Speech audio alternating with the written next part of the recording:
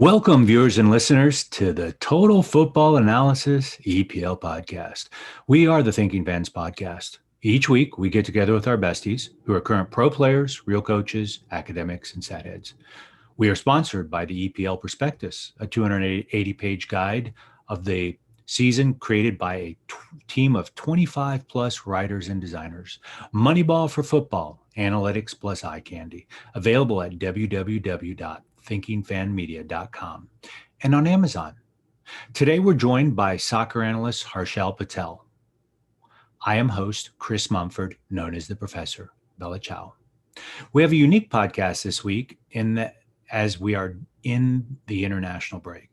We take a look at the table and the teams that have overperformed and underperformed. We take a hard look at the analytics and then explain the narrative and compare to the eye test. Finally, we discuss what to expect during the next few weeks. Harshal, why don't you start us off the top with talking about what are the overall trends that you're seeing? Yes, Chris. Everybody who's been watching the Premier League, or any other of the leagues so far this season will agree that it's been a very weird season. And there are good reasons behind that, right? We've had a very short preseason for most of the leagues, with some teams barely having 2 to 3 weeks of a break, which is normally 6 weeks. No crowds in the stadium, so there is a definite drop in terms of encouragement and the intensity that you would normally associate, which has led to some blowout scorelines, which we've seen in the Premier League and elsewhere. And just the amount of disruption that's been caused by positive COVID tests to players and also the rise in injuries. There are some estimates which say that clubs in the Premier League have had more than an increase of 41% in terms of muscle injuries as compared to last season. And that is, again, a direct result of the fact that we've had such a short preseason. So clubs are losing players to injury. They haven't had time to bed in attacking and defensive systems. And there are no crowds in the stadium. So all of that has added up to a really chaotic season so far. We're about 8 games into the Premier League season, 7 for some teams. And even though it is still a very small sample size as compared to a full season, it is still about 20%. And this is the time when you can expect some trends to start emerging and you can maybe make some conclusions from there. So just in terms of broad numbers, if you compare, say, penalties, for example, we've seen 41 penalties awarded already in just 78 games in the Premier League so far. And for context, the most number of penalties awarded in a full Premier League season of 380 games is 106, which comes to about 0.28 penalties per game. Going at the current rate, which is of 41 penalties in 78 games, that's about more than 0.5 penalties. That's 0.53 penalties per game. And if you extend that to the whole season, we could see 200 penalties being awarded, almost double the number of the last record. So Harshal, why do you see that? Yeah. Why do you see so many penalties compared to last season?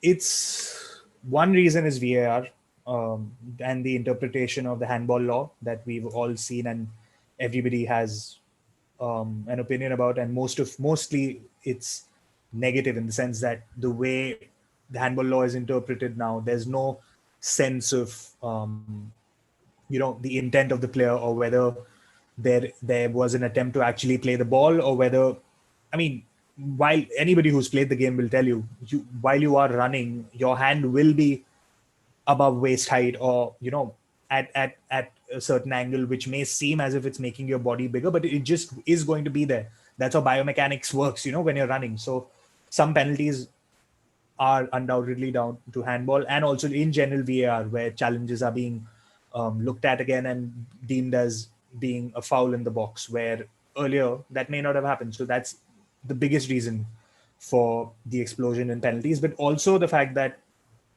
a lot of teams are still not gelling defensively. So you're seeing mistakes being made, errors being made, offside traps not working, which is why, say, a player goes through and then he's brought down by a defender or a goalkeeper. So all of that, I think, is a major reason why we're seeing, obviously, a huge increase in penalties. And even though I think that number will go down, that I don't think we're going to see 200 penalties in the Premier League this season in 380 games, but I wouldn't be surprised if it still comfortably beats the 106 penalty record that there is. We're 20% of the season in, but we've already hit 40% of that 106 mark.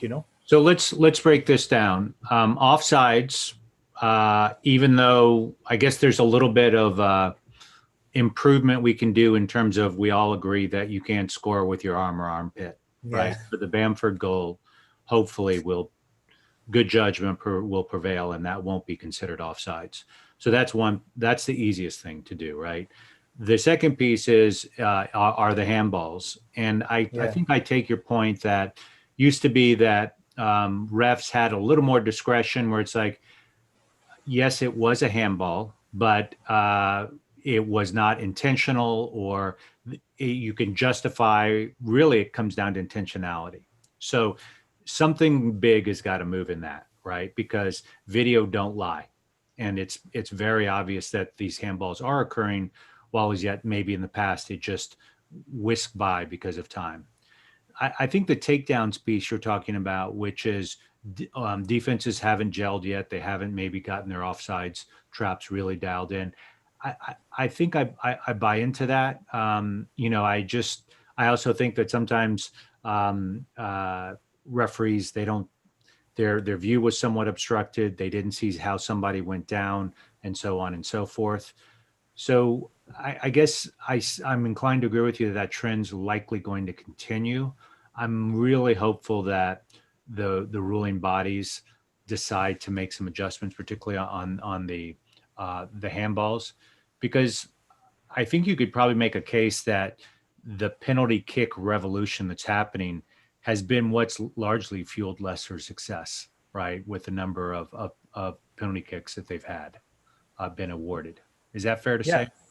Absolutely. I mean, they've got 8 penalties awarded to them this season in the league, which is double the next. Liverpool have the next highest at 4, and they've scored 7 of them. They've missed 1. So, I mean, the thing is, football is inherently a low-scoring game, and anybody who's been following analytics over the last few years will tell you that in terms of the expected goals value of a shot, a penalty has the highest expected goal value of any shot.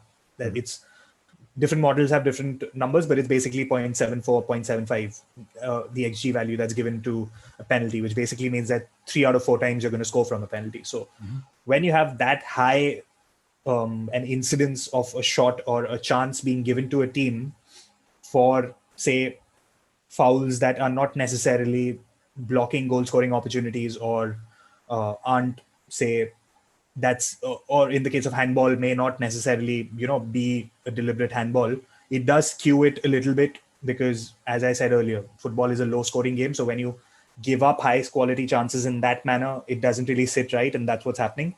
So in terms of Leicester, if you want to look at Leicester specifically, yes, a large part of it is down to the penalties, and that's reflected in another metric, which is the expected goals, the expected goal per shot that they've taken, which, as the name suggests, is basically the XG, the average XG of a shot taken by Leicester this season, right? Which is nearly 21%. It's 0.205, which is incredible. I mean, if you have that sort of an XG value for a shot from open play, you are expected to score almost every time. So right. But that's inflated by the fact that they've had 8 penalties. Sure. Well, so let's go back to some other general trends, and then we'll circle back to the league standings. What are some other general trends that you're paying attention to? So again, in keeping with the fact that it's been an open season, if you look at the goals per game, last season, the entirety of the Premier League had an average of 2.72 goals per game over 380 games. We've had 78 games so far, and you have the goals per game at 3.14, which is an increase of about 15.5% over last season. And this, I feel, is a trend which is not too, I can see this being sort of sustained over the whole course of the season, where we could end up with a full season where you have an average goals per game value of about 3. The other, like as I said, the penalties I think will level off, because at the moment we're running at almost double of last season in terms of how many penalties are being given per game. But the goal scored value, I think, again, and this is because of the reasons I mentioned earlier, where because of the lack of preparation time that teams have had, and just the disruption that's going to happen, and the fact that you don't have uh, fans in stadiums, that is going to lead to a large number of goals being scored, because players do say that concentration levels can drop, and just the level of intensity is a lot lower, and it's almost like a training game. And pros will tell you that. I mean, you see training games in training where you have the sort of 7, 8, 9 goal games in training, but that obviously doesn't play out regularly in on the pitch. But that's not the case right now. I mean, just a couple, like we saw Spain beat Germany 6-0 last night, and that's just one example. You've had Aston Villa, Liverpool 7-2. You've had Bayern lose 4-1 to Hoffenheim. You've had United lose 6-1 to Spurs. I think it was 5-2 that Man City lost to Leicester. So those sort of scorelines may not happen as frequently, but I can see them taking place, and that there will be a lot more goals scored this season than in previous seasons. Mm-hmm. I think I'm inclined to agree with you. There were instances in those games that the more lopsided matches where an early PK kind of forced one team to press a little more offensively, which opened them up, and that gap got it even wider and wider. So, of course, I want to blame it all on the penalty kick calls, but I suspect that your comment about defense is just not quite gelling just because of the amount of organization that's needed. I think that's the case. It also could just be a flat out, it'll regress back to the mean. So I guess that's why we have to watch the remaining 80% of the season on that. Yeah. So let's turn our attention back to the league table. Can you kind of unpack the league table and let's talk about some of the teams? Yep. So again, if you look at just the table at the moment, most teams have played 8 games. Some have played 7. Leicester obviously are on top. They've got 18 points, 6 wins out of 8, which is the most in the league. Spurs are second with 17, level with Liverpool, who are also on 17. Southampton, again, another team that seems to be outperforming, fourth on 16 points. Chelsea, Villa, Everton, Palace, Wolves, and Man City are in 10th, and that's the top 10.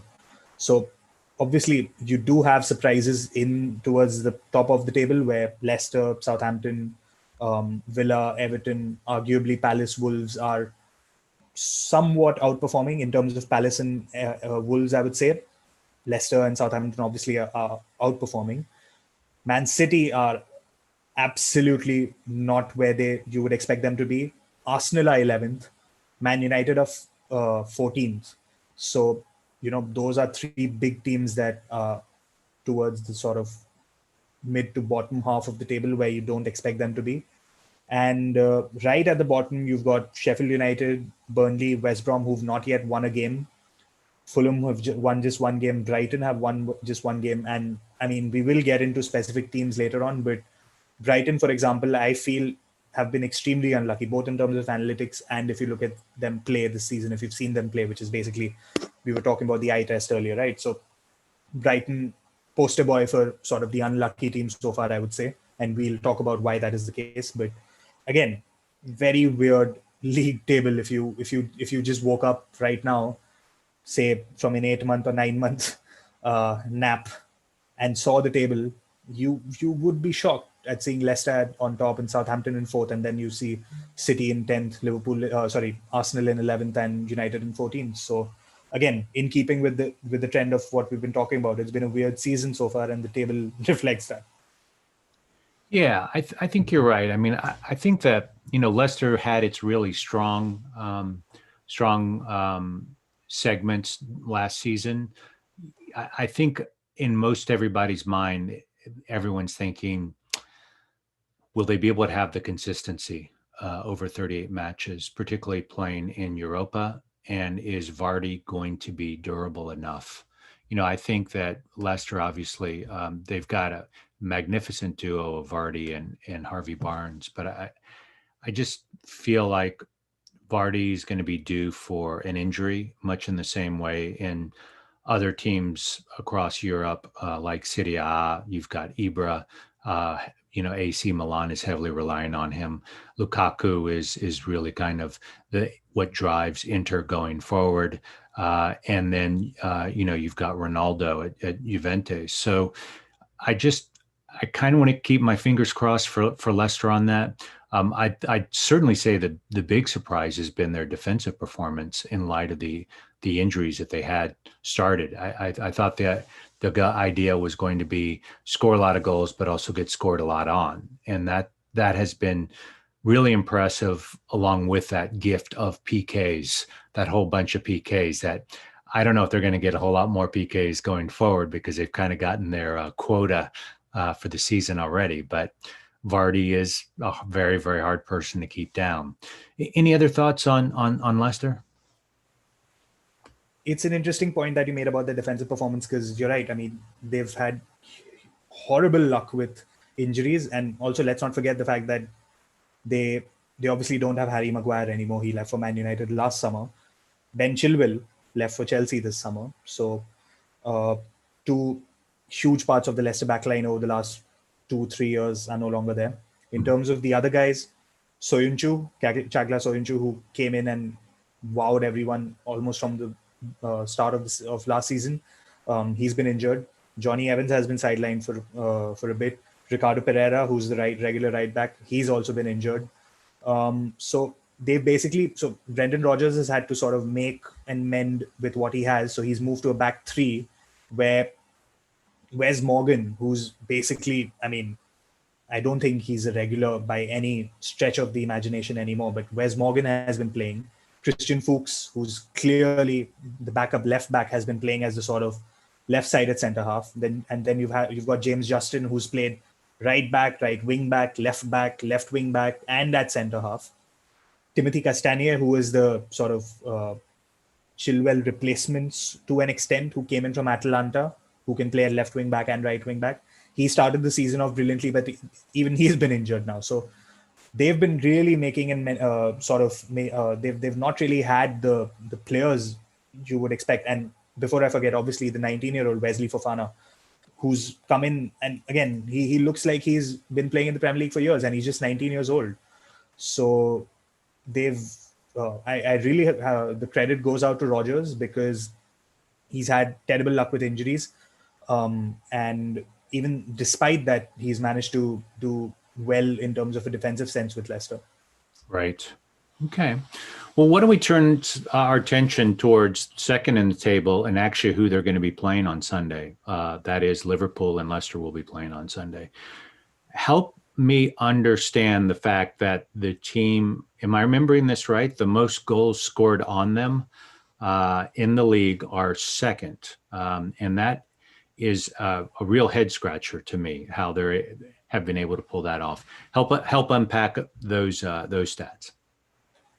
I mean, they have the second most number of goals scored against them. Liverpool have conceded 16 goals. I believe Leeds and West Brom have conceded the most goals at 17. But yes, your point is correct. They're third in the table on goal difference, same number of points as Spurs have in second place. So obviously, a large part of that, I mean, if you take away the 7 goals they conceded against Villa, you've got 9 goals conceded. And that was a freak of a night.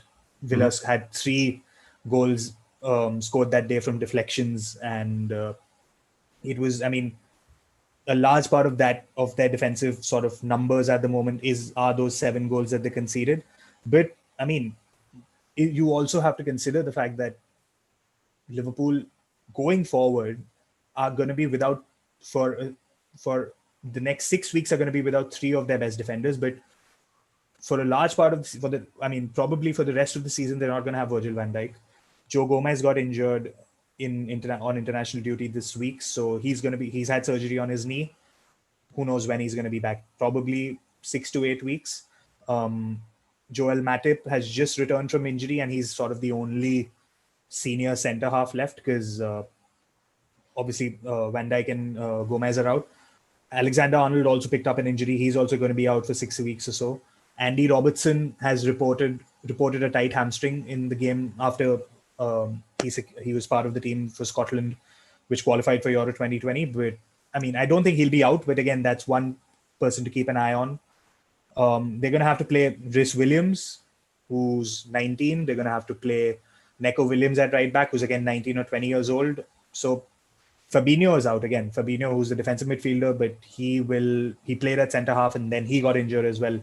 He is not available either. So, I mean, I'm not saying that Liverpool will keep conceding a lot of goals, but don't be surprised if you see Liverpool struggle defensively, because they don't have anywhere close to their first choice personnel across their defense in defensive midfield. So it's again going to be a case of new players playing, with each other, guys who've not really played with each other too much. So the defensive understanding and organization that only comes with familiarity when you play week in, week out, and you play week in, week out in training, that'll take time. So I do agree with your point in general that, I mean, you don't really expect to see the team who've conceded close to the most number of goals that high in the table. Mike, what I basically want to say to that is the fact that while a large part of that are the 7 goals that they conceded against Villa, I do think that Liverpool will struggle defensively just because of the fact that they won't have their first choice, the majority of their first choice defense, for particularly the majority of the with season. Rhys Williams also coming in with a hip injury in the U21s match with England. So yeah, it's hard to figure out what is reality. The Andy Robertson tight hamstrings, of course, Jordan Henderson also reported tight hamstrings. So I don't know how much of those are fabricated and how much of it is real in terms of just taking these players off international duty and just letting them recover a little bit. So, but if there's a time for Leicester to make a move against Liverpool, particularly with Salah out with the coronavirus, I think this is that time. I still think that Liverpool is going to be really difficult to beat just because they just have so much quality. And this is going to be really demonstrate how much depth they have in their squad. They are certainly one of the higher payrolls in the league, but they're certainly not in the highest payrolls. So it's going to be a lot of fun. I'm very excited about watching that match and seeing how they're going to be able to deal with that Barnes-Vardy combination with that makeshift back line. So why don't we turn our attention to third at the table, Tottenham. Tottenham, in my mind, is kind of snuck up a little bit, right? I think people had some fairly low expectations. I think that people thought that their off-season acquisitions were good, but nothing really to write home about. But in point of fact, there's been some lightning in a bottle. Help us unpack that. Yeah. So, I mean, Spurs, this again, we've spoken earlier on the podcast about how, because this is going to be a weird and messy season, this is again one of those seasons where an unfancied team can win the title or make it to the top 4. And I genuinely feel that Spurs have a big chance at winning the title this year, because, I mean, the business they did in the summer was good. They brought Højbjerg in to sort of sit in front of the defense and anchor the defense. And he's a really underrated player. He was pretty good at Southampton, and he's good at what he can do. There's a lot he can't do maybe, but the stuff he can do, which is breaking up attacks, sitting in and being positionally aware, and then being good enough on the ball to lay it off to the more creative guys and sort of not losing possession. So that sort of thing is what he's good at. And then obviously you've had Gareth Bale come in on a loan deal. He's starting to find his feet back in London, getting back to full fitness. So I imagine a front three of Harry Kane, Son Heung-min, and Gareth Bale will be very difficult to play against. And already, I mean, Son and Kane are proving to be a very lethal partnership. And that's a major reason behind that is because of Kane's evolution of his role. He's become more of as Mourinho likes to say, and a lot of European coaches say, he's become more of a 9.5 than a number 9. He's dropping deeper, playing as a second striker, and being more creative, and which he's always had. He's always been a creative player. He's always had the ability to pick a pass, an incisive pass in the final third, and he's showing that side of his game more. He's the guy who's dropping in into a little bit of a deeper role and then playing the pass through for Son, and that partnership has worked out brilliantly. I mean, Kane has 8 assists already this season, which is more than he had last season, and he's leading the league for assists, and he scored 7 goals. So the Kane-Son partnership, I think, is a big reason why I can see Spurs making a serious run for the title. And I mean, and it's, if you just look at the number of goals they've scored so far, they've scored 19 goals, which is second in the league. Only Chelsea have scored more at 20, and that's the 5th highest number of goals scored by any team in the top 5 European leagues. So people do say that Mourinho is a defensive manager, but the numbers so far are showing that they are doing a good job offensively as well. Yeah, I would agree. And I also want to give a shout out to Ndemble because, he's in the top 15 of successful attacking actions as a midfielder. He's done well in terms of passing as well and creating opportunities. So I just wonder, and I'm still too all or nothing influence to have a rational view on what their chances are. I just worry a bit, when Kane goes down, right, and or when a Son goes down, then what do they have to back it up, right? Do they have the firepower of a Chelsea or a Liverpool to be able to weather the storm, or even a Man United, right? So I don't know. I'm still undecided, but it's still been made for some fascinating soccer, some really first-rate goals that were scored. Some of their combinations were probably some of the best goals of the season, in my opinion. Let's turn our attention to kind of probably the biggest overperformer so far this season, which is Southampton. How do we unpack that?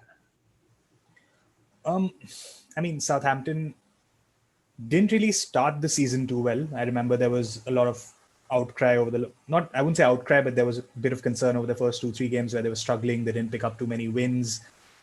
They lost a couple of games, and there seemed to be a bit of pressure on Ralph Hasenhüttl, but they've turned it around over the last few games, and his Hasenhüttl's system has a lot to do with it, in terms of how effective it is as both an attacking and a defensive formation, where he basically plays a 4-4-2 or a 4-2-2-2, which is where he has 2 central midfielders who have usually been Oriol Romeu and James Ward-Prowse, who sit in front of the defense.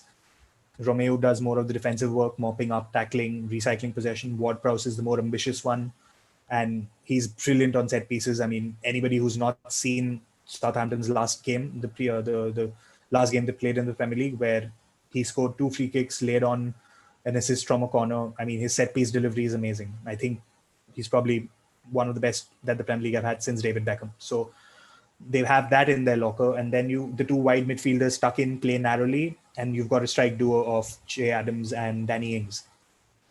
That provides a very good base offensively, but it's very solid defensively as well, because you effectively have packed the center of the pitch. You don't really allow teams to be able to have significant possession in difficult areas. And to add to that, Southampton press really well.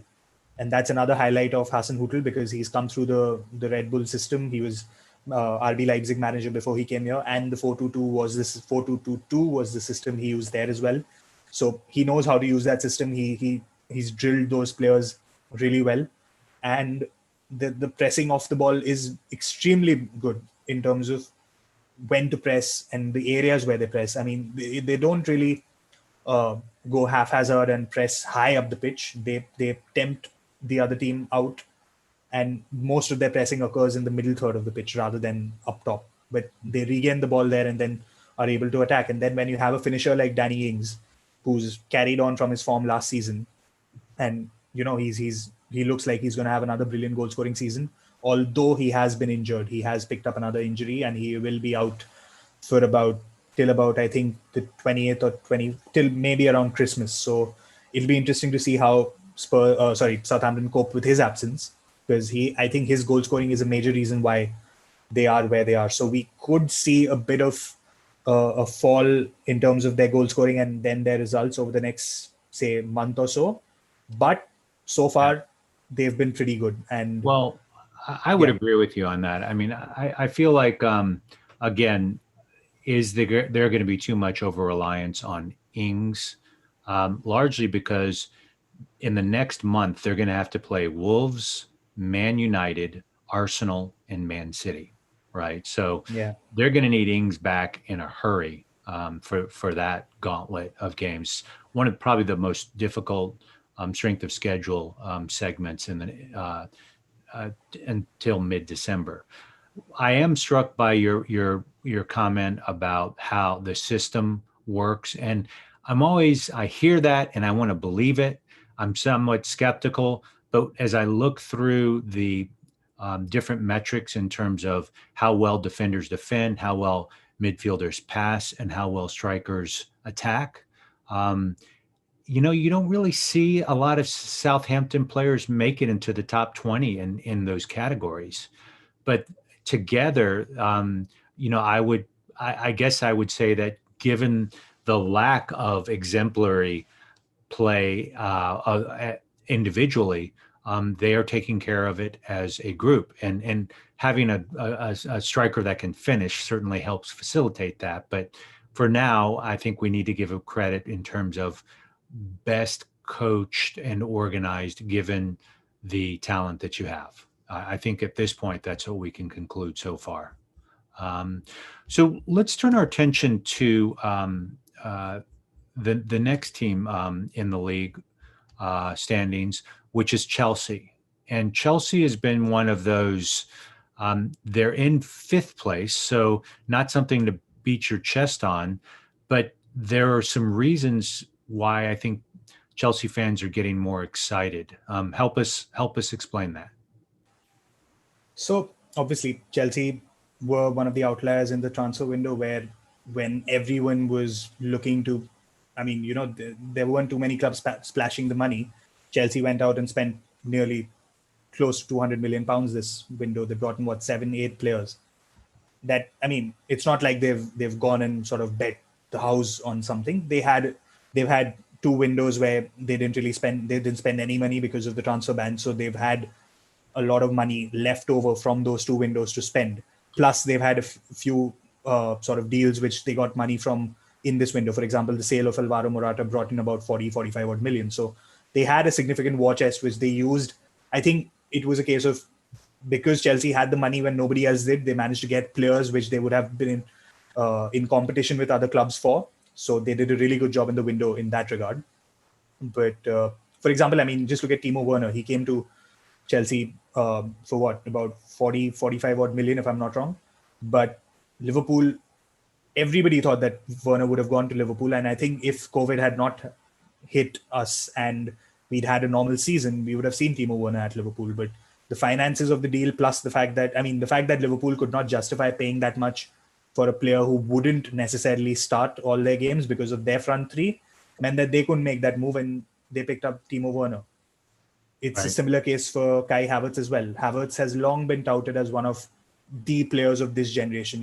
Once Ronaldo and Messi eventually retire, and you have the sort of next generation of players coming through, he's long been touted as one of the winners of the Ballon d'Or, in the future.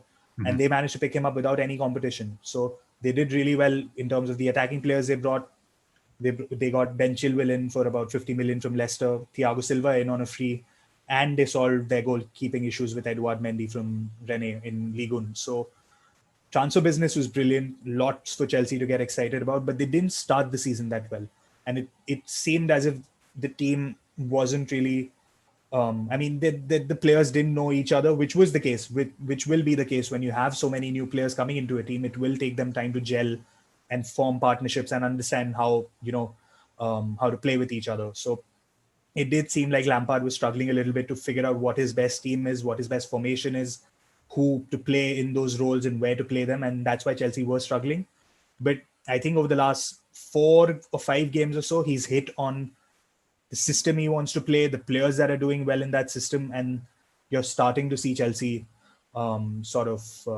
get into their stride with those players getting the hang of the Premier League and beginning to show their quality. So Chelsea fans do have a lot to be excited about, although I will caveat that by saying that they have had a pretty easy schedule so far. I think the upcoming matches are a little bit more difficult for them. Right. Yeah. In fact, I really think, Werner's had 4 goals, Abraham's had 2, and Havertz has had 1, total of 7 goals. You would think with all the hype that they would have done better, particularly with Werner just barely in the top 20 in terms of successful offensive actions per 90 amongst all the strikers. So I think there's probably more upside with respect to that. I will say that I think probably the most important pickup has been Mendy. I just feel like they're playing with a lot more confidence defensively. If you look at individual stats of Silva, Zuma, James, and Chilwell, they're nothing to really write home about in terms of defensive actions per 90. But they are coming together as a group, and I just feel like if you have a lot of confidence in your keeper, that in turn helps defense feel more confidence, and that's just the whole team is going to exude. I'm not a huge fan of clean sheets, but it is an indicator, and Mendy is right now rated 4th best in terms of prevented goals per 90. So he's clearly doing well. So it's going to be interesting to see if Chelsea really get into full gear, they are going to be very, very formidable. Then the X factor is Lampard as a coach and the tactics. I don't know if that's going to matter a whole lot, because if as Pep Guardiola says, the easiest way to have a great team is to have great talent. Yeah. So we'll kind of see how that plays out.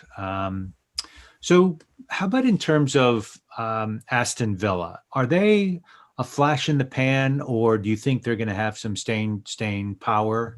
Do you think they can hold their 6th position, or are they going to move more down to mid-table?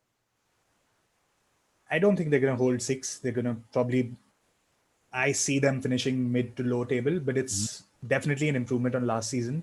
Mm-hmm. Recruitment was great in the summer. They brought in a few good players to fill key roles, which they struggled with last season. And that's a major part of their survival last season was down to Jack Grealish, the attacking threat and the goals and the assists and everything that he brings to that team. He almost single-handedly was dragging Villa sort of out of the relegation zone in terms of his attacking output. But they've brought in Ollie Watkins from Brentford to lead the line. Ross Barkley's coming on loan from Chelsea, who's providing support to Grealish in terms of the attacking workload. Matty Cash is coming at right back from Nottingham Forest, and he's done superbly. He's a really good, solid right back who's also contributing in an attacking sense. So, and obviously Emi Martinez has come in goal. He finished the season brilliantly for Arsenal, and then got a move to Villa where he is the undisputed number 1, and he's doing well as well. Well there.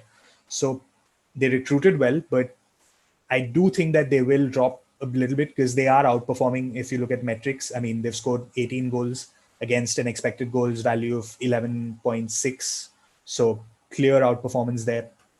And even in terms of some of the other XG numbers, excuse me. Yep. Even in terms of some of the other expected goal numbers that you look at, there has been an improvement in terms, especially defensively. So if you look at expected goals against per shot, which is basically the XG value of every shot that Villa have faced, but on average, taken as an average of all the shots that they've taken. So if you look at XGA per shot per shot, it's at about 0.11 this season when it was 0.13 last season. So that's a decrease of about 17.5% in terms of the quality of shots that the Villa defense or Villa as a team are allowing against them, which tells you that they're defending better, that they're not letting teams get shots away from dangerous positions. So I think the defensive performance is sustainable. The offensive performance, not as much. So I think that they will sort of level off and maybe go down to 10th, 12th, maybe, or maybe a bit lower as well. But that would still be a very good performance from this Villa team. Yeah, I think I have a little different take than you do. I mean, I think Grealish, Watkins, Barkley, Trezeguet. I mean, those are four legitimate offensive options there. I think they've checked the box in terms of getting a competent goalkeeper. Their Matty Cash is just on absolute fire. Their other defenders are a little more unheralded, but as a unit, they're working well. I mean, Mings, Konsa, Target, those are all solid contributors. So I think they're going to be a contender for the Europa, certainly mid-table, but I wouldn't see them move anywhere near lower table anytime soon. But let's see where they go. All I want to say is just in terms of the numbers, I think the trend is definitely going to drop. Because I mean, look at it this way: they've played 7 games. Right. They have what? How many points do they have? They have 15 points, right? Yeah. That comes to a points per game average of 2.14. Now, if you just do a simple extrapolation of that 2.14 points per game over 38 games, that comes out to 81 points. There's no way Aston Villa are getting 81 points. 81 points would have got them second place in the league last year, third place in the league the year before that. So there's definitely going to be a leveling off. I don't see them being able to manage I this. don't question that. And I'd say the big the number outliers we kind of have to cast out is the Liverpool, the number of goals in that. But if you strike 2 or 3 of those goals against Liverpool, then their expected goals versus how many goals they've scored aren't off dramatically. They're still overperforming by at least 3 goals or so. But I don't know. I really like the connectivity that they're having in the midfield. I like the fact that Grealish tends to dribble a lot more, and that Barkley can kind of go both ways, right? He's a brilliant passer as well as can take the ball and advance it down the field himself. So I feel like they got some pieces to it. I think the transfer window was so kind to them. I'm gonna believe the Aston Villa. I'm gonna drink the Kool-Aid on them. Will they be Champions League contenders? No, but could they be Europa? Maybe, particularly in a season like this. Speaking of kind of things that are hard to get our bearings on, how about Everton? Have we seen the best of what they've had, or is there some unseen promise still? I mean, Everton, the way I see it, they started the season brilliantly and they've tailed off. They've lost their last 4 games. Mm-hmm. But they're a team at the moment who rely a lot on a few key individuals. And if those guys are either missing from the team or out of form, they're going to struggle. So Everton have not had Richarlison for the last 3 games because he picked up a straight red card. So he was banned for 3 games. Luca Digne, who's the left back, also picked up a straight red card. He was banned for 3 games, so he's also not been available. So just not having those 2 guys has made such a huge difference to Everton, because the entire attacking impetus that Richarlison provides down the left, or if he's playing as sort of a strike partnership with Calvert-Lewin, that's been lost. Digne, in my opinion, is probably the best left back in the Premier League after Andrew Robertson. Mm-hmm. And they've not had him for the last 3 games as well. So that, I think, has had a huge impact on how they've played. But at the same time, I will say that James Rodriguez has been a revelation. He's superb creatively, but again, he causes problems defensively, especially because he's being played down the right. His tendency to move inside causes teams to be able to sort of double up on Everton's right hand side, and we saw that perfectly in the game in the last game that Everton played against Man United, where they lost 3-1, United consistently kept attacking down their left and therefore Everton's right, because they knew that James, even though James was getting back, tracking back, his positioning invariably means that you could have a 2v1 down the left hand side if you move the ball quick enough. And United did that a couple of times. Both of United's the first two goals that United scored came down the left, their left, So with Everton, I mean, again, there's another metric I want to look at, which is expected points, which I want to bring in here, which for anybody who's watching or listening who doesn't know what expected points are, it's basically a simulation that's run where every shot that a team takes is simulated. I don't remember whether I think it's about 10,000 times, and that's done throughout the season. And the outcomes are then simulated to then create the outcomes for every match. So you have 10,000 simulations of every match, and then that gives you the points total from that match. So if you won, you get 3 points. If you lose, you get 0. If you draw, you get 1, and that is then brought in to an aggregate to give you what the expected points should be. So according to Wisecout, Everton, who have 13 points so far in the Premier League, should have an expected points value of 10.4, which would put them at, I believe, 13th place, if I'm not wrong, 11th place, sorry, in the league, if the points table were to reflect how it would be as per expected points. So even though, again, small sample size, only 20% of the season, I do feel that Everton are like Villa in that sense. They're not going to be Champions League contenders, but they could be Europa League, could be best of the rest, sneak into 5th or 6th. Or, I mean, if they continue to outperform some metrics, if Calvert-Lewin can continue his goal-scoring form, if James can continue creating chances, Richarlison, Digne, these guys can have good seasons. And then the guys who are sort of shutting up shop behind them, Doucouré, Allen in midfield, whoever plays at centre back, whether it's Holgate, Keane, or Yerry Mina, all those guys also have good seasons. I could see them sneaking in, but what I'm basically trying to say is that it'll need maybe 7 or 8 guys having exceptional seasons for Everton to be able to finish in the top 4. And it'll mean their goalkeeper having I would just even say goalkeeper replacement. He is underperforming goalkeepers as a group, which is a little unfortunate. I absolutely love his distribution capabilities, and he tends to take more longer distributions and create those direct threats. But he's still prone to very large errors that lead to goals, even though Everton's defense, I think, is very solid overall. So that's going to be one of those wait and sees. Let's do a quick take on Wolves, largely because,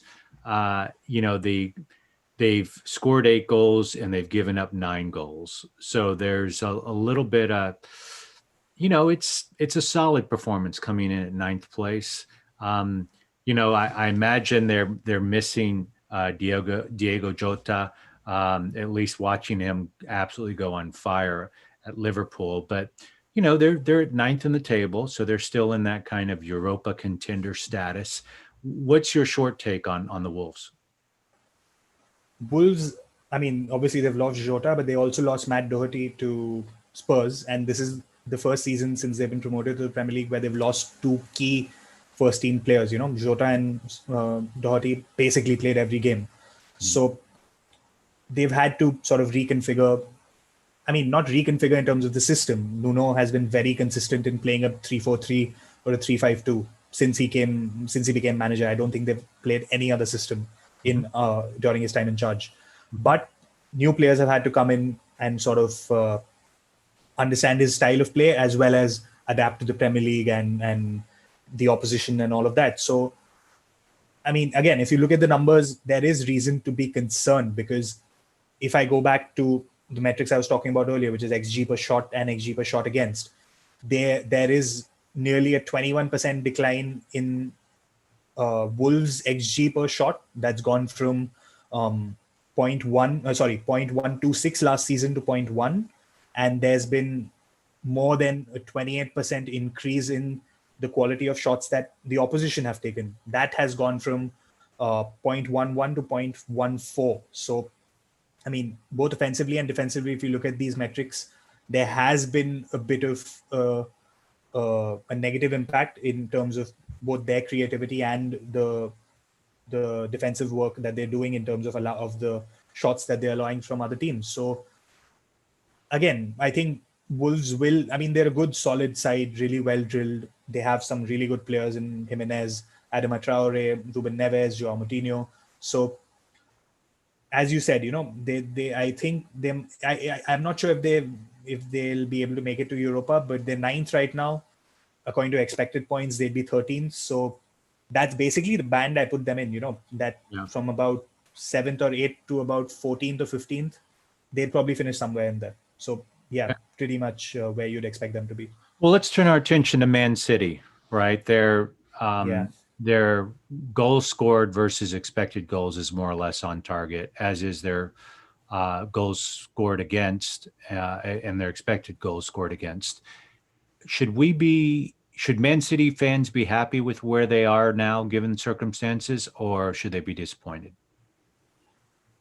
If you only look at what you just spoke about, which is XG versus goals scored and XGA versus goals against, you'd say, okay, they're where, I mean, those numbers are where they should be.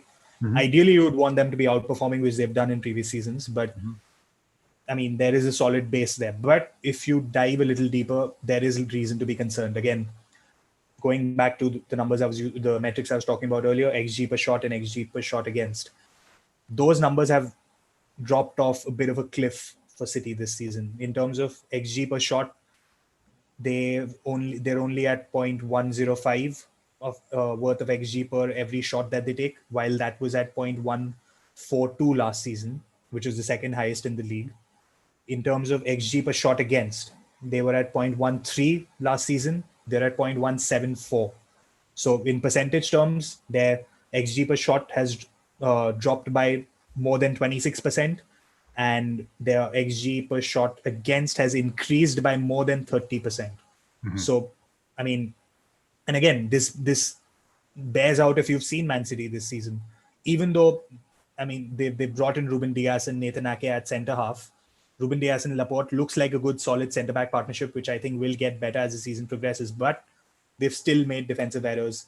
I mean, the best example of that is the Leicester City game where they conceded 5, and 3 different Man City defenders gave away the 3 penalties that Leicester scored. So it's just defensively there have been issues, and offensively, uh, it's like somebody's turned off the tap in terms of creativity, and it's all focused on Kevin De Bruyne.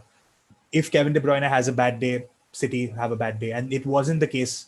That was never the case with City. It wasn't as if they were so reliant on one player, because they had David Silva, De Bruyne.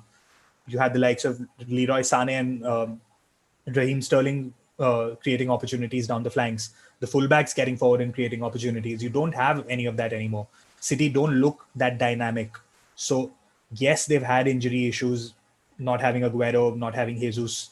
Bernardo Silva has been off form for quite a while. He wasn't at his best last season, and he's not really looking that great this season so far. And it's extremely reliant on De Bruyne at the moment, which is the problem, I think, from an offensive point of view. Defensively, I mean, I think once those guys gel, once Diaz and Laporte are able to form a solid partnership, it could get better. But again, there's always been a problem at left back, which they've not been able to solve. So I would be concerned if I were a City fan. The only thing I will say in that regard is, again, because it's a messy season and we expect it to be chaotic, City still do have enough quality to be a title contender, but they need to improve a lot at the moment. Yeah, I mean, I think my sense is that defense stays healthy, which you would hope that they'd have a run on that, and Aguero comes back, and Jesus continues to stay healthy and productive. I like their chances, even though they've given up a few spots in the first 7 games of the season. So yeah, we'll kind of see where they go. How about in terms of Arsenal, who are right below them? What's your take on Arsenal? Arsenal, I mean, they're a team which you can get behind what Mikel Arteta is trying to do in terms of what tactics he's trying to use, the system he's trying to employ. But at the same time, some decisions have been extremely head scratching. Like, for example, Aubameyang has looked completely isolated this season. Anybody who's seen him can see that there is something going on there where he's just not got into goal scoring positions enough. I'll say that that's not. I mean, there are some who say that that's because he's playing out on the left. I don't think that's true because he played out on the left for most of last season as well, but he still scored goals. Arsenal are struggling to get the ball to him. Arsenal are struggling with creativity. And I mean, the fact that they signed Willian on a free transfer from Chelsea, and he's the guy who's playing mostly as the sort of creative player in the front three, is really surprising because Willian's not known for his creativity. He's known for his work off the ball. The fact that he would put in a defensive shift and that would let, say, for example, that would let, Eden Hazard do the offensive stuff at Chelsea because Willian was carrying his workload defensively. Willian is not the guy who's going to be unlocking opposition teams or finding, killer passes. And it's, again, one of the greatest mysteries of our times that probably one of the best playmakers of the last 20 years in Mesut Ozil is sitting not even on the bench on a £350,000 salary at Arsenal when they're crying out for creativity. So that decision is one of the weirdest ones I've seen, and that's really been a struggle for me to get behind in terms of Arteta. Other than that, yes, there is a plan in place. They've recruited decently in the summer. Gabriel looks like a really good addition at centre half. And obviously Thomas Partey coming in from Atletico is going to be a very good signing. I mean, anybody who's not seen him, he is almost the complete midfielder in the sense that he can tackle, he can pass, he can dribble, and he can even create to a decent extent. So I look forward to him doing well and how the Arsenal midfield will evolve with him in the side. But just if you look at numbers and metrics, expected points puts them at 12.1 points. They have 12 points. So that tells you that they're right where they are. Goals for XG, more or less in line. Goals against XG, more or less in line. They have, I mean, if you look at the XG per shot numbers, there has been an improvement of about 15.5% in terms of the quality of shots that they're taking, and an improvement of about 10% in terms of the quality of shots that they're giving up. So there is some underlying material that's good there, but they just need to improve, I think, a lot more if they want to get into the top four. Yeah, I mean, my sense is that I understand the system that they play. They have legitimately good players. Their offensive has underperformed. Lacazette has really been a disappointment as well, even though I'm a ginormous fan of him. Defensively, they're very solid compared to past years. Midfielding wise, from a passing perspective, if you look at the metrics, they do really, really well. And so they've got connectivity. They've got that style of play. It's just that final finishing in the third. And a switch needs to be flipped. And somehow, some way, Arteta's going to have to figure out how to flip that switch. So I'm not sure how that's going to play out, but I suspect it will happen. All the pieces are in place for that. So, we'll kind of see where that takes us. They are going to be playing Leeds this weekend, which is going to be, I think, quite a challenge for them. Let's turn our attention to Man United. Where are we with Man United? I mean, it's been a roller coaster of a season. You've had United playing definitely playing some really good football in terms of tactics in the Champions League against RB Leipzig and PSG and picking up wins there. And on the other hand, you've had the defeat to Spurs. You've had the almost defeat to Brighton where it was a penalty in after the final whistle that gave them the win. So that's, I think, been the trend under Solskjaer, especially after he was given the job permanently, that it's been a roller coaster. You have 2 steps forward, 1 step back. It's just been how it's been over the last 18 months or so.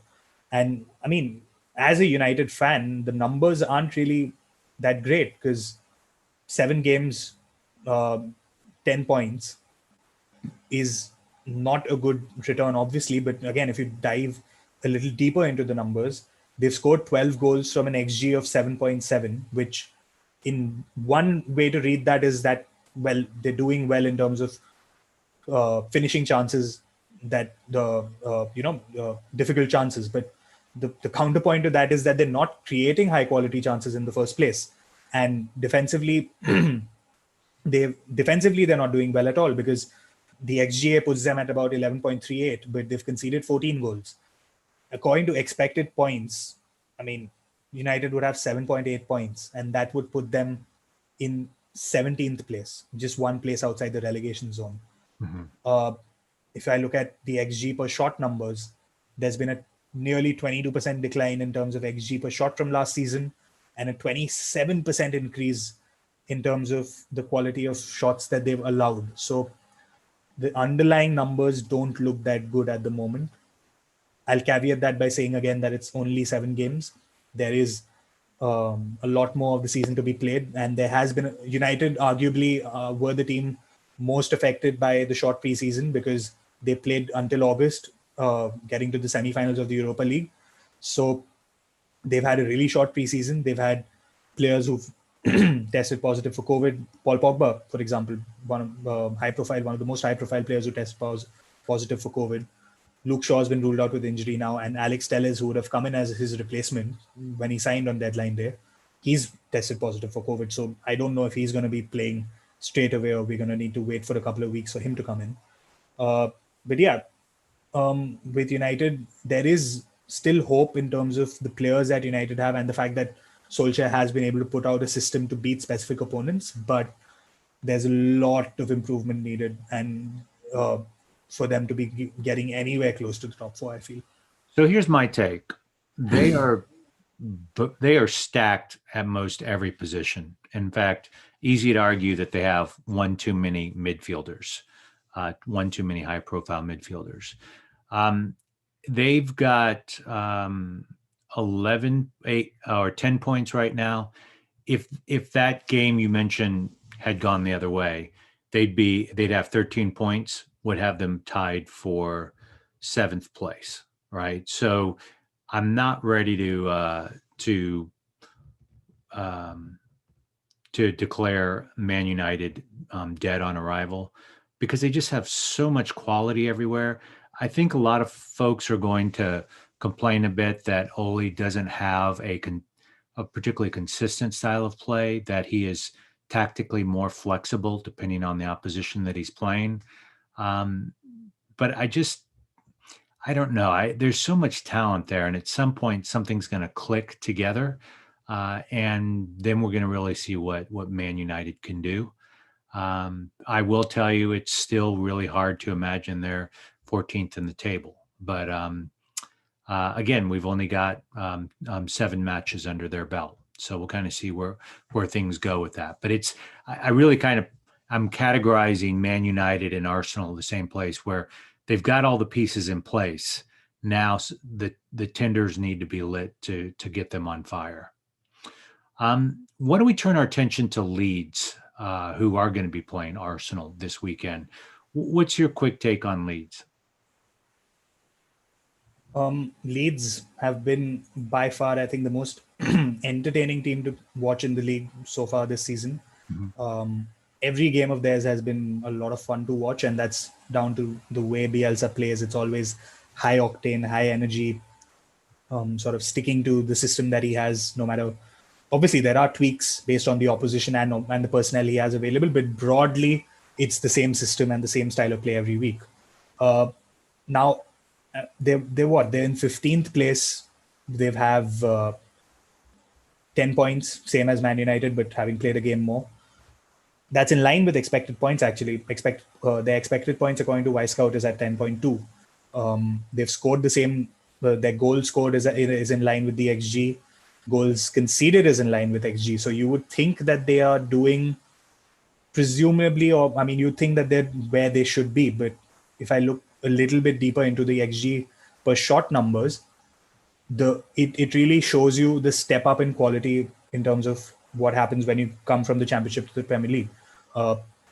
They are actually creating better quality opportunities. There's a 21% increase in terms of the XG per shot that they take.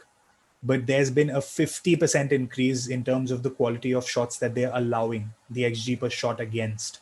And that is, I think there's two things at play here. One, obviously, the quality of the Premier League teams that they've faced so far will be much higher than the Championship teams.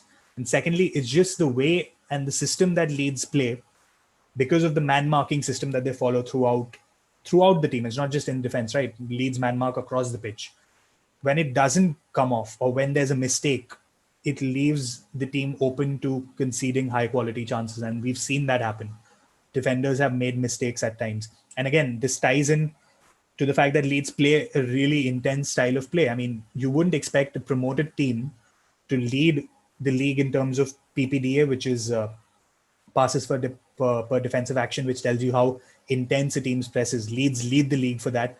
Leeds lead the league for challenge intensity as well, which is basically the number of duels, tackles, and interceptions for every minute that the opposition has the ball.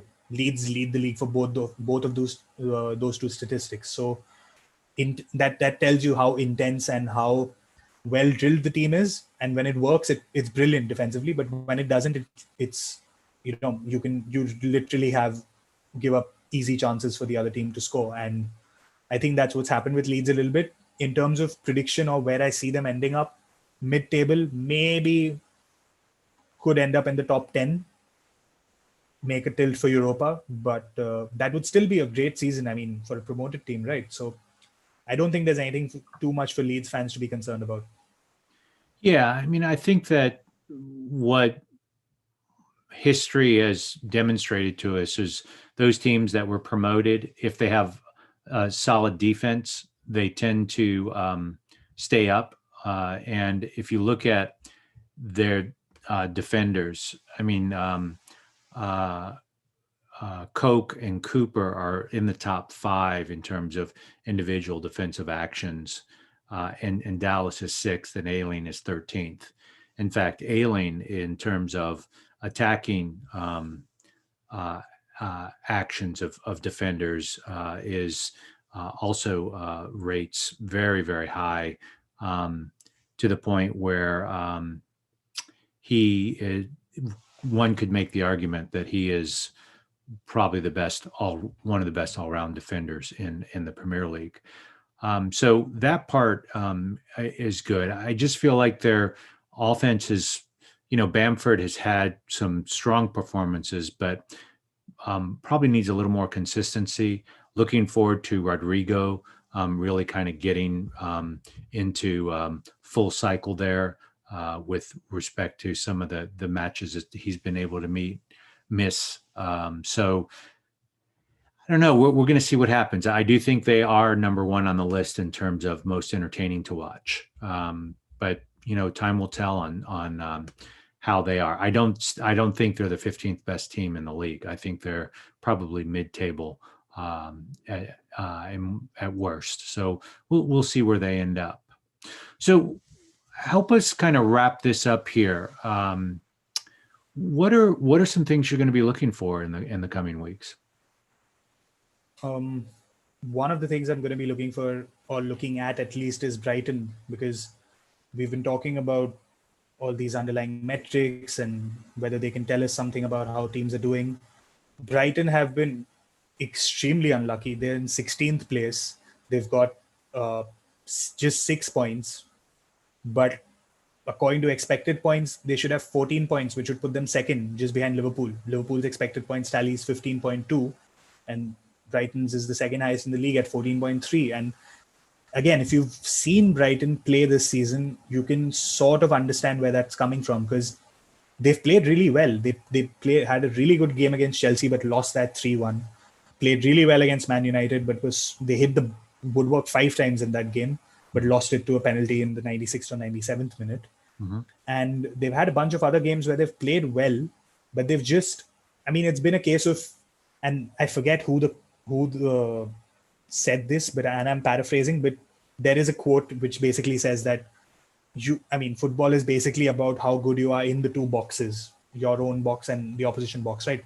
And that's basically where Brighton have suffered, where some of the approach play has been fantastic. Some of the general defensive play, in terms of pressing in the opposition's third, in the middle third, has been good. the defensive shape has been good, but they've not been clinical in front of goal, and they've conceded chances as well. Mhm. And uh, even if you compare the XG numbers against last season, there's a 20% increase in terms of their XG per shot, and there's a 12% improvement in terms of the quality of the shots that they're allowing the opposition, in terms of the opposition having 12% worse quality in terms of the shots that the opposition are taking. Mhm. So the underlying numbers tell me that Brighton are due for a serious rise up the table, and I'm going to wait and see if that happens. So that's one thing. Other than that, just as we've spoken about some of, just generally whether the outperformers that we've spoken of in general can keep outperforming, and the underperformers, which are some of the big teams such as United, City, Arsenal, whether they can, get back to a more normal position in the league. So broadly, these two things or trends are what I'm going to be looking at. What about you? I'm inclined to agree with you on some of the specifics. I mean, I think Arsenal and Man United, the quality will start to rise. Um, I'm curious to see how Liverpool goes with their litany of injuries. Man City had to deal with this earlier in the season. I think Man City is going to escalate because they are going to have some healthy players. I am going to be really curious to see Chelsea because I don't feel like they're firing on all cylinders yet. So I I see a lot of the traditional big six moving up. I don't buy into Leicester being able to hold anywhere near the top four. So I see kind of a slow decline happening there. Um, I see Leeds going up to mid-table, probably because that's where their style of play plus their quality of player belong. So I do think there's going to be a fair bit of movement in the next 6 or 8 weeks, largely because we just got a whole bunch of games. We're going to have probably another round of injuries because of Champions League and Europa. I just, I just can't believe that there are going to be so many games that are going on, and players are going to have to blow up. And I hope that the Harry Kanes of the world and maybe even Rashfords of the world say enough is enough. We need to. These schedules are absolutely ridiculous. So, um, it'll be interesting to see how many U23s are playing in late December for a lot of these teams. So time will tell on that. So Yeah. those are really what my takes are. I think to kind of circle back to the underlying themes that we've talked about for the season, we said that it was going to be messy, as in MESSY, and that's proven to be the case. Um, Strangely, that's created a increased parity, which to me, as a fan of football, I'm really excited to see that. We also talked about dogmatism versus pragmatism. I think, given the circumstances and the injuries, uh, coaches are having to be more pragmatic. So, I think we looked at bellwethers um, of Pep and Bielsa in terms of being dogmatist about things, and I'm seeing more flexibility across the board. I am happy to see there's more open play. I'm disappointed that there's so many penalty kicks. It breaks my heart, and I look forward to um, basically the VAR folks making their decisions more quickly, because I do feel that it is taking away from the enthusiasm of the game. And I'm all for accuracy, but I feel like we've lost our way a little bit in that sense. Yeah. Any final comments, Harshal? Yeah, I agree with you. VAR has been, it's done a lot of good in terms of a lot of stuff that wasn't being caught earlier, being caught and being called for whatever it is, offside or foul or whatever. But as you said, in pursuing accuracy, we've somewhere lost the spirit of the game and the spirit of some of the things that and how what they were originally intended to be. So let's hope that that does get resolved over the next few weeks or so. But other than that, yeah, it's been a very open season. It's been a lot more competitive. Obviously, we can see that in the table. So I've said this earlier as well. Just the way this season has started and the circumstances surrounding football and obviously the wider world at the moment mean that it's. I think even though some of these trends will regress to the mean, we will still see one of the highest goals, one of the highest scoring seasons in Premier League history. We will probably break the record for penalties in a season, and but at the same time, I don't think you're a team that the team that wins the league this season will, get 90 or 95 plus points, which has happened over the last couple of seasons. Again, if I go back to expected points, Leicester have the highest expected points tally of the season so far. If I'm sorry, not expected points. If I go back to points per game, where if you look at the points per game that every team has had so far, and you project that uh, over the entire season, Leicester come out on top with 85 points at the moment. So that just tells you that I think the team that wins the title will have anywhere between 80 to 90 points, and it'll be a lot closer. So the likes of Leicester, Spurs, maybe even a Chelsea, or then, if City, Arsenal, United can get their act together, they have a real shot, I think, at the title. And some of the teams we've mentioned on the podcast so far have a chance at making Europa or even Champions League places, because it's going to be such an open season that, this is the best chance to sneak in. Yeah, I still think it's either Liverpool or Man City, but Oh yeah, I gulf, agree. I mean, I think it's still too early to say that Leicester are title challengers. It's still between City and Liverpool. yeah, the gulf is been considerably diminished, and I think COVID's impact is still going to be amazingly pronounced in terms of, like, Mo Salah having to sit Yeah. out against Leicester. I mean, it's really unfortunate.